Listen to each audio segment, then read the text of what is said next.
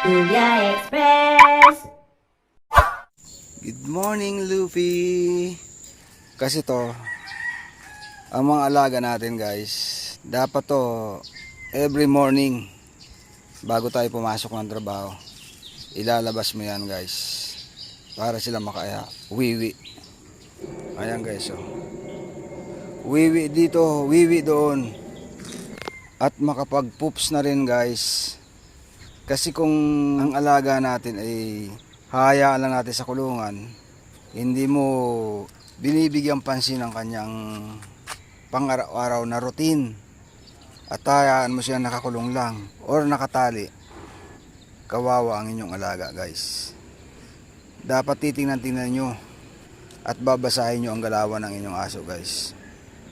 Kasi kung hindi, magiging kaawa-awa sila.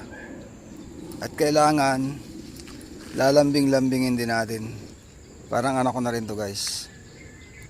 Okay ka na, Luffy? Ha? Ayan guys, oh, kumakain din yan ng mga damo-damo yun. Diba?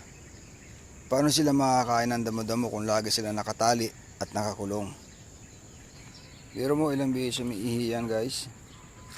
Ay ang ugali pa naman ni Luffy, basta nakakulong at nakatali siya, hindi siya iihi o dudumi.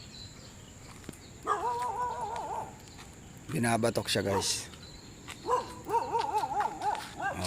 Ito yung mga aso na galit sa pogi. Luffy, ayun na.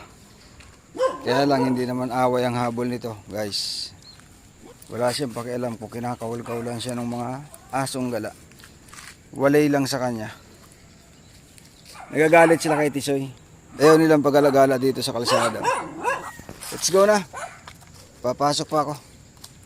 Pauwi na lang tayo. Nagdumi ka pa. Ikaw talaga, oh.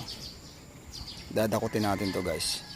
Dakutin natin ang dumi ng alaga natin guys. Kailangan maging responsible pet owner tayo.